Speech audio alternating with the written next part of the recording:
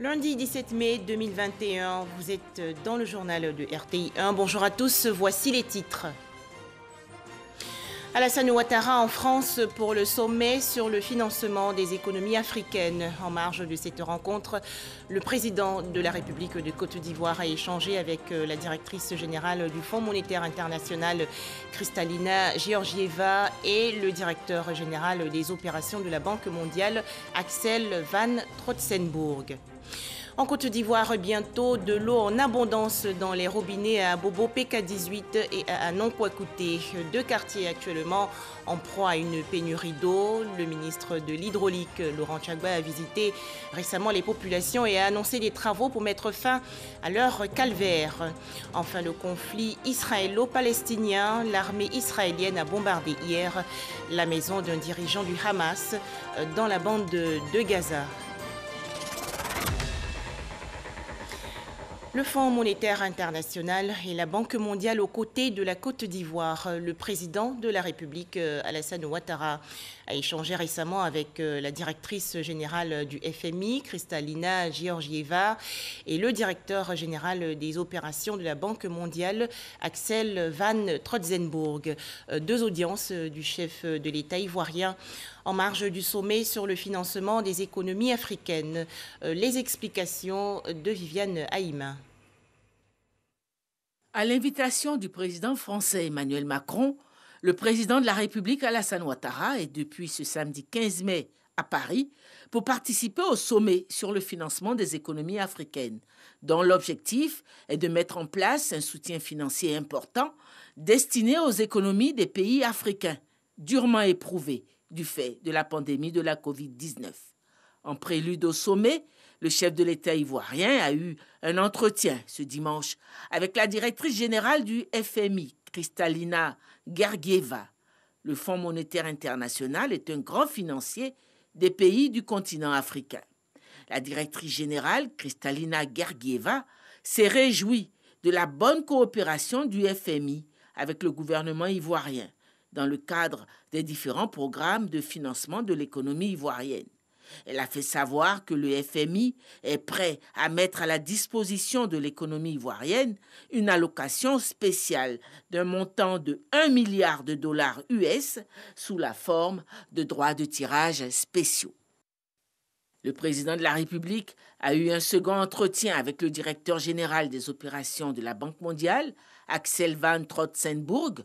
La Banque mondiale est aussi un grand financier des économies africaines et un grand financier de l'économie ivoirienne.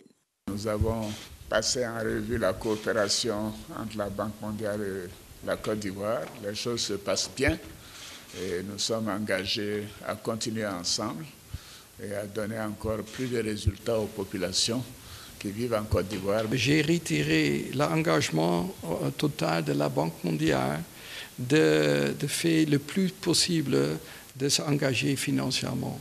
Nous avons dernièrement augmenté fortement notre financement vers le continent d'Afrique, qui était l'année dernière 24 milliards de dollars. Et nous voulons continuer avec cet engagement et peut-être même plus. La Banque a exprimé sa solidarité avec la Côte d'Ivoire aussi pendant un temps extrêmement difficile à cause de la pandémie Covid et que nous avons appuyé déjà financièrement la Côte d'Ivoire pour l'achat de vaccins. Mais je réitérais clairement que nous sommes prêts de faire plus s'il y a un besoin additionnel. Le sommet sur le financement des économies africaines se tient le 18 mai à Paris, un sommet qui suscite de grands espoirs pour le continent africain. En Côte d'Ivoire, bientôt la fin du calvaire des populations de Abobo PK18 et de Nonkouakouté. Ces deux quartiers font face à une pénurie d'eau depuis plusieurs semaines. Le ministre de l'Hydraulique, Laurent Gbagba, a visité il y a quelques jours les habitants et a annoncé que son département ministériel est à pied d'œuvre pour résoudre ce problème dans les meilleurs délais. Patricia Etia. Après Agnaman, le ministre de l'Hydraulique a continué sa tournée dans la commune d'Abobo, précisément à Bobo PK 18 et à Nonkouakouté 3 extensions, pour rassurer les populations secouées par le manque d'eau potable depuis plus d'un mois. Dans le mois d'avril, nous constatons qu'il n'y a plus d'eau dans nos robinets. Alors, la vie devient difficile. Monsieur le ministre, nous sommes heureux de votre présence parmi nous. Nous profitons de l'occasion pour solliciter l'obtention des citernes d'eau potable pour soulager la population. Après avoir écouté les populations, le ministre de l'Hydraulique les a rassurés sur la fin très proche de leur calvaire. Ici, les problèmes à l'origine de ce manque d'eau sont le manque de canalisation ou des canalisations de petit diamètre qui empêchent une bonne pression de l'eau. Toujours selon le ministre, en attendant la fin des travaux, des camions-citernes feront la rotation pour soulager les populations. Les travaux sont en cours à Abidjan.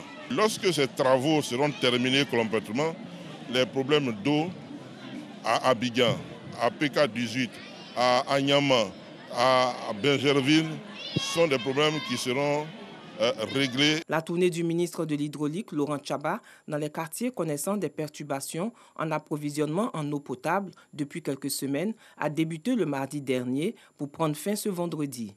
En attendant la fin des travaux prévus dans un mois, la tournée va se poursuivre très prochainement à l'intérieur du pays. Toujours en Côte d'Ivoire, la célébration officielle de la Journée internationale des infirmiers. Les festivités se sont déroulées récemment à Boisflé, dans la région centre-ouest. Il s'agissait de rendre hommage aux infirmières et infirmiers. Thème retenu pour 2021, profession infirmière, une vision faite pour diriger, une vision pour des soins de demain. Soro Corona de RTI Boaké.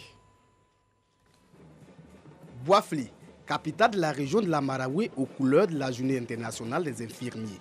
Parade de la coopération dans les grandes artères de la ville pour marquer l'événement. Une célébration à l'initiative de l'Association nationale des infirmiers et infirmières de Côte d'Ivoire. Au menu des festivités, consultations foraines et journées scientifiques. Occasion pour les praticiens de voir leurs capacités renforcées par des experts nationaux et internationaux sur la profession infirmière. Afin de coller au thème de cette année, profession infirmière, une voie faite pour diriger, une vision pour des soins de demain. Je conseille à tous les infirmiers d'être des acteurs du développement, des acteurs du changement, des acteurs, des modèles à suivre pour que leur objectif qui est d'apporter la santé dans cette communauté puisse être atteint.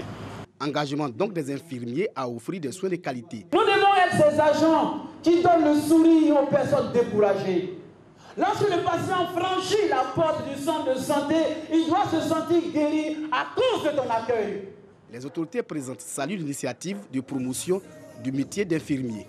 Nous avons 12 000 infirmiers et infirmières pour 6 300 sages-femmes en Côte d'Ivoire. Nous faisons un plaidoyer auprès de notre ministre pour corriger ces inégalités du genre. Infirmiers et infirmières, en tant que médecin, je sais combien votre journée mérite d'être amplement célébrée.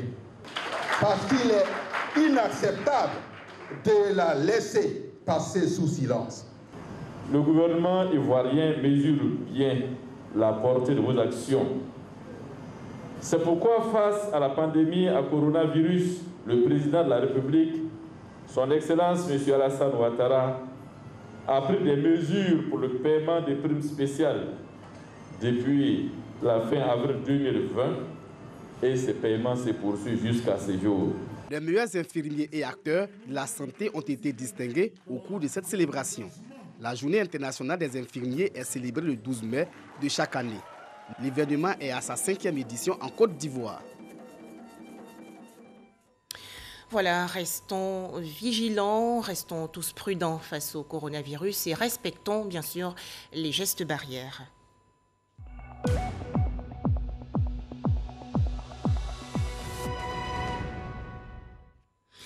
37 nouveaux cas de coronavirus malheureusement enregistrés hier en Côte d'Ivoire par le ministère de la Santé, de l'Hygiène publique et de la couverture maladie universelle.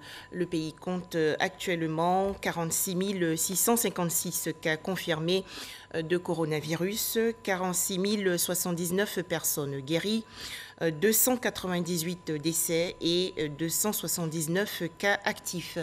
Le ministère de la Santé, de l'Hygiène publique et de la couverture maladie universelle invite les populations à se faire vacciner gratuitement dans les centres de vaccination.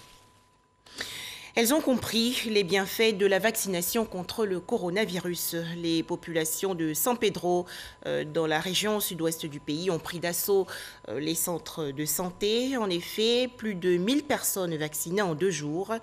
Cette prise de conscience chez les habitants de San Pedro face au coronavirus a été renforcée par la Direction générale de la santé, soutenue par les guides religieux. Les précisions de Sam Konan. San Pedro, quartier Bardo, nous sommes à la mosquée Salam. Ce dimanche, les populations ont pris d'assaut, comme samedi à la mosquée de la cité, le centre de vaccination Covid-19, installé ici pour la circonstance. Avec l'affluence, les équipes de vaccination semblent déborder. On s'en va à la maison, il y a beaucoup de monde. Il n'y a pas de place. Demain matin, moi, ça va à l'hôpital. L'imam Koulibaly Aboubakar donne de la voix. On met l'accent sur les hommes âgés. Nous demandons la patience à la jeunesse. Nous sommes débordés et par rapport à cela, donc, nous avons adapté nos stratégies en mettant en place plusieurs équipes pour pouvoir prendre en charge toutes ces personnes qui sont là. Chaque personne reçoit sa première dose de vaccin. Je suis venu me faire vacciner par rapport à la Covid, me protéger. Pour la santé, ça fait pas mal. Les gens qui disent que c'est pas bon, c'est rentré, que c'est sorti ici là, on s'est fait vacciner. Et c'est très très bon pour notre santé. Dans la journée du samedi, 400 doses ont été administrées.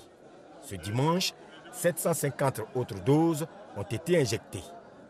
Cet engouement à la vaccination contre la Covid-19 est dû à une implication des guides religieux dans la sensibilisation. Nous avons visité les sites dont l'État a donné l'ordre de faire les vaccins. Malheureusement, nous avons trouvé que les sites sont vides. Nous avons demandé aux responsables, aux directeurs de la santé, est-ce que nous pouvons amener notre main. Il a dit qu'il n'y a pas de problème. Nous avons touché tous les mosquées de la ville de San Pedro pour qu'ils puissent mobiliser pour venir à la mosquée Salam ici aujourd'hui. C'est une stratégie que nous avons mise en place depuis longtemps, mais les populations nous ont dit d'attendre à la fin de la période de carême. Maintenant que le carême est fini et que toutes les affaires sont en marche, les populations ont adhéré. En 2 jours, 1150 personnes ont pu être vaccinées. La direction régionale de la santé entend poursuivre sur cette lancée, en impliquant d'autres guides religieux, comme ici avec les chrétiens. Dans l'actualité également, cette rencontre sur l'égalité professionnelle femmes-hommes en Afrique. C'est une initiative du Bureau international de la femme et du ministère ivoirien de la femme, de la famille et de l'enfant. Les réflexions ont porté sur les causes profondes des inégalités dans le monde du travail. Des solutions ont ainsi été proposées. Sephora Zegui. L'UNESCO estime qu'à l'heure actuelle, 100 femmes sont tuées chaque jour par leur conjoint ou un membre de leur famille dans le monde. 12 millions de filles dans le monde ont été mariées de force avant l'âge de 18 ans. Des chiffres qui ne laissent pas indifférents le Bureau international de la femme et le ministère de la femme, de la famille et de l'enfant. Une rencontre internationale s'impose donc pour mener des réflexions et trouver des solutions. Nous nous rendons compte qu'il existe encore d'énormes disparités de genre en milieu professionnel, marquées par les violences basées sur le genre, les harcèlements. Donc il était tout à fait intéressant que nous nous arrêtions et grâce à ce symposium pour réfléchir sur ces inégalités. En milieu professionnel, les femmes continuent d'être victimes de discrimination, alors que l'absence de discrimination est un droit fondamental selon le Conseil national des droits de l'homme CNDHCI. La discrimination anéantit les possibilités d'épanouissement en gaspillant les talents de la femme et accentue les tensions sociales et les inégalités. En un mot, les inégalités femmes-hommes sont source d'exclusion sociale et de pauvreté. Malgré l'existence d'instruments de protection de la femme, des écarts existent toujours entre les femmes et les hommes. Nasseneba Touré, la ministre de la Femme, de la Famille et de l'Enfant, invite les acteurs à s'impliquer davantage dans la recherche de solutions. L'État a en outre ratifié 34 conventions de l'Organisation internationale du travail, dont la convention numéro 100 sur l'égalité de rémunération pour un travail de valeur égale. Tous ces engagements ont permis à l'État de Côte d'Ivoire d'enregistrer des avancées notables en matière des droits des femmes. Tous sont unanimes. Les femmes constituent la majorité de la population pauvre et rencontrent de réelles difficultés à accéder à l'éducation, à la santé, à l'emploi et aux autres opportunités économiques. Bien que les inégalités de genre touchent sans exception tous les pays du monde, l'Afrique est particulièrement concernée et de ce fait doit relever d'immenses défis pour aller vers l'égalité des sexes. Les femmes déterminées à se prendre en charge en milieu rural comme en milieu urbain, leur combat quotidien est manifeste, illustré par leur abnégation au travail, avec bien sûr le soutien d'organisations non gouvernementales et d'associations de défense des droits de la femme. Les femmes actives sont aujourd'hui fières de participer au développement socio-économique du pays. Elles sont au micro de Eugène Atoubé. Le travail, leur quotidien, et chaque jour suffit sa peine. Par le travail, les femmes ont pu se libérer. Le travail, un premier pas d'un grand voyage. Si tu dis à t'asseoir, ton mari va t'aider là. C'est pas tout le temps. Des fois, il n'en a pas. Il faut que toi aussi tu te débrouilles. Un peu que tu gagnes là, tu vas t'en sortir. Ça me fait 9 ans que je ne travaille pas. Ma femme me fait atterrir ici. C'est elle qui paye maison. C'est elle qui cherche manger. Si une femme qui lui dit qu'il ne peut pas aider le mari dans ça, c'est qu'il ne veut pas le foyer. Éducation des enfants, gestion des affaires domestiques, contribution financière, en appui à l'homme pour faire face aux charges familiales que bien souvent, celui-ci peine à assurer. Ces capacités et compétences des femmes jusque-là insoupçonnées donnent aux femmes aujourd'hui le droit d'obtenir de la société une autre image bien plus positive. Tu mets ton enfant à l'école, chaque matin tu la réveilles pour lui donner des conseils. Ah ma fille, il faut étudier. C'est notre souhait aussi de dépasser garçon.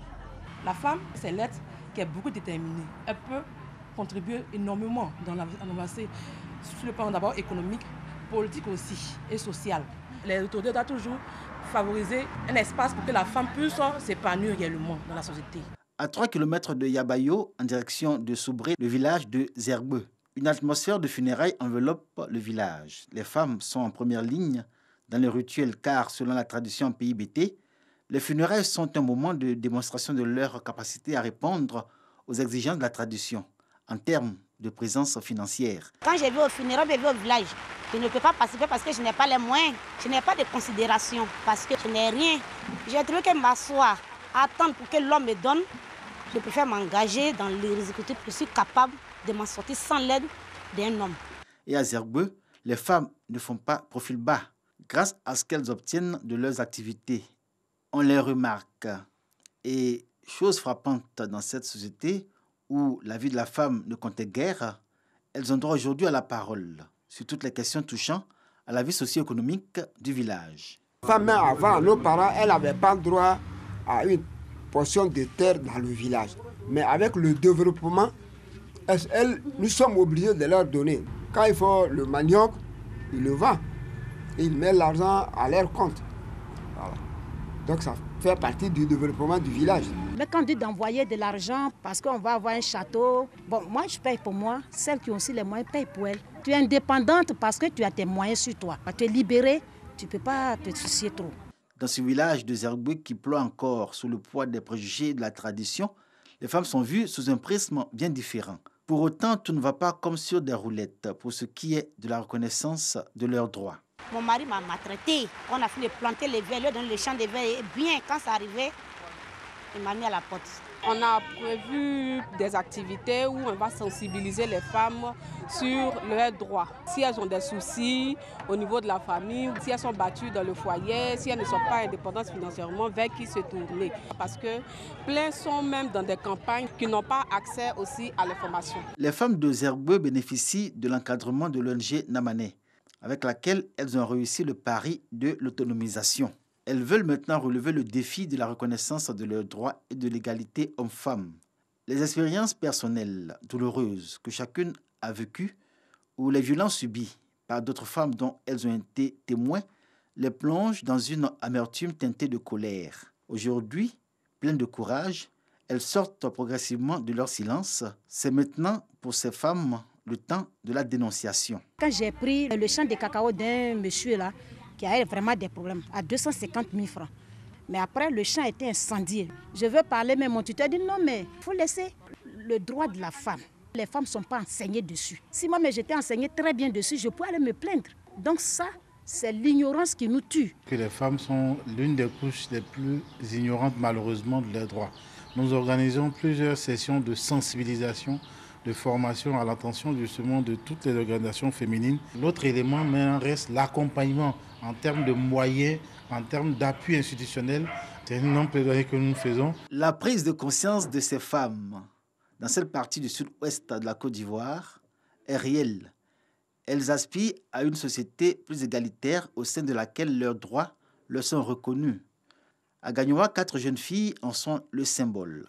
Des profils différents, mais toutes sont portées par le même engagement, s'assumer par le travail et vaincre les préjugés.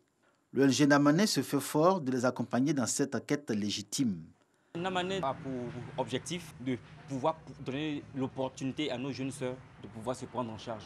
Il y a d'autres qui ont perdu leurs parents, donc du coup, elles n'ont plus les moyens, n'ont plus un soutien pour pouvoir continuer les études.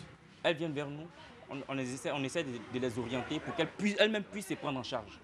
J'étais en quête d'emploi et je suis rentrée en contact avec l'ONG Namané. C'est ainsi qu'elle m'a trouvé le premier emploi dans un collège à Gagnoa ici.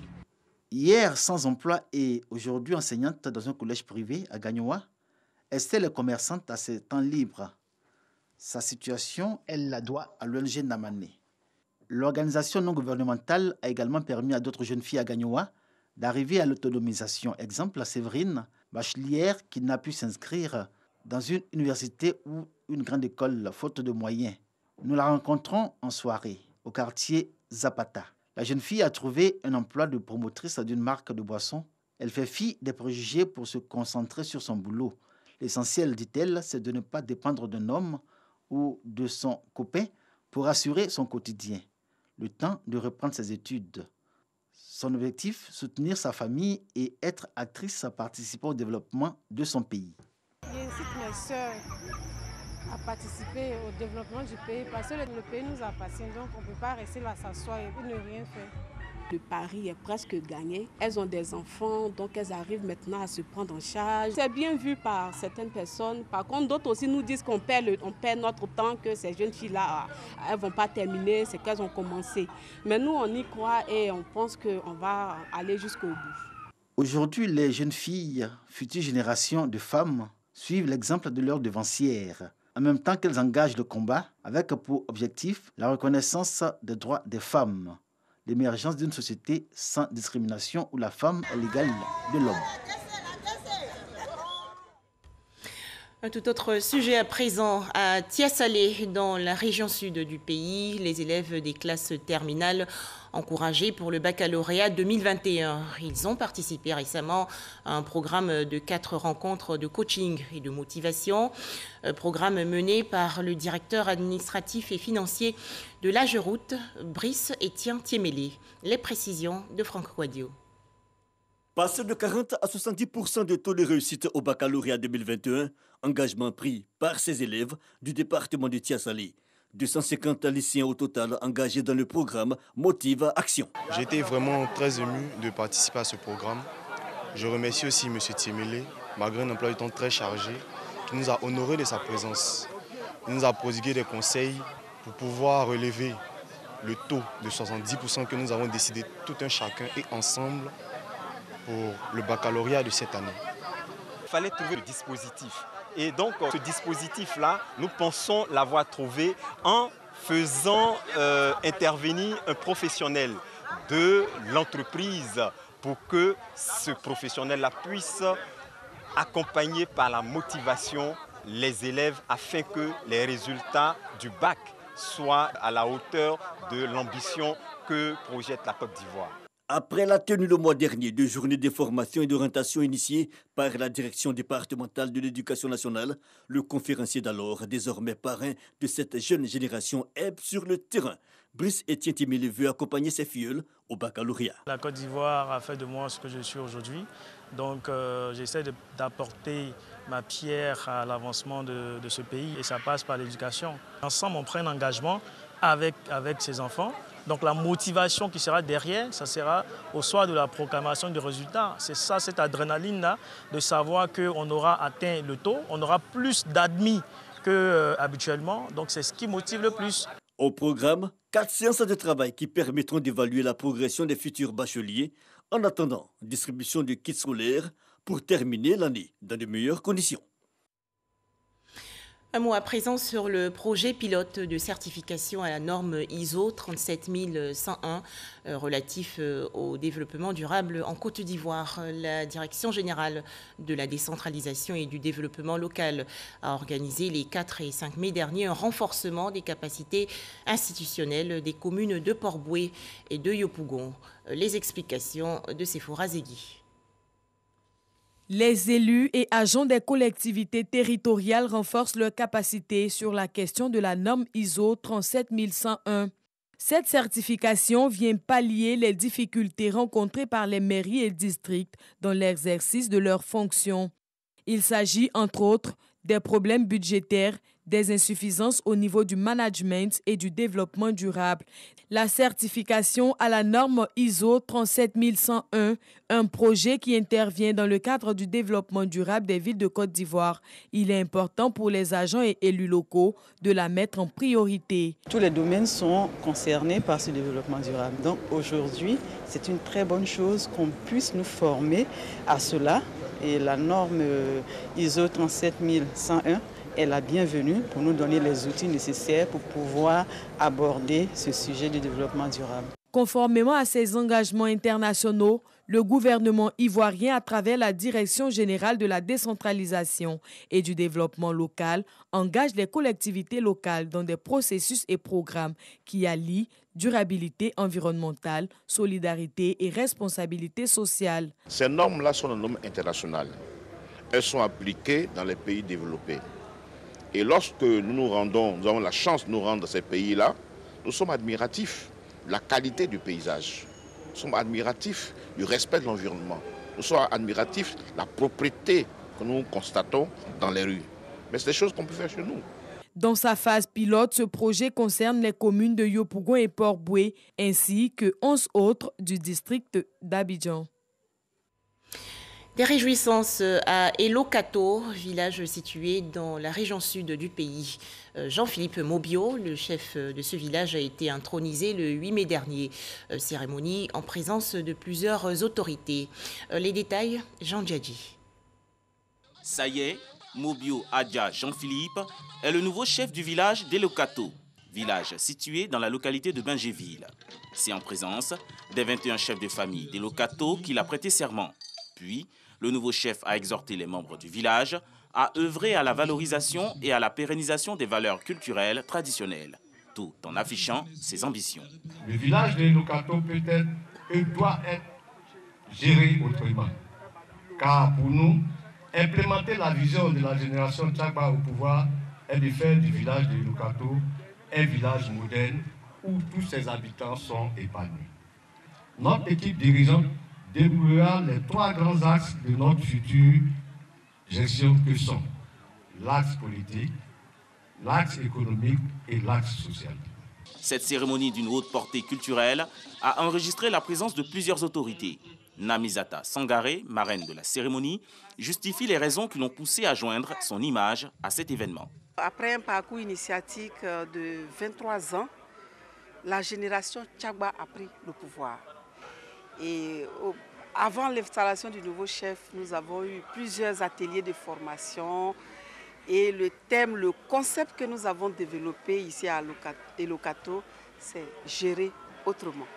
Mobio Adja Jean-Philippe est un ancien officier de police et père de 4 enfants. Avant lui, 12 chefs ont gouverné le village d'Elokato. Cette cérémonie a également été l'occasion pour installer les notables du village qui s'engagent à respecter les lois du village. En Afrique du Sud, Jacob Zuma convoqué aujourd'hui devant le tribunal de Pietermaritzburg dans la région est du pays. L'ex-président sud-africain doit répondre de 16 accusations de fraude, trafic d'influence et extorsion en lien avec l'achat d'avions de combat, patrouilleurs et équipements militaires au groupe français Thales lorsqu'il était encore vice-président.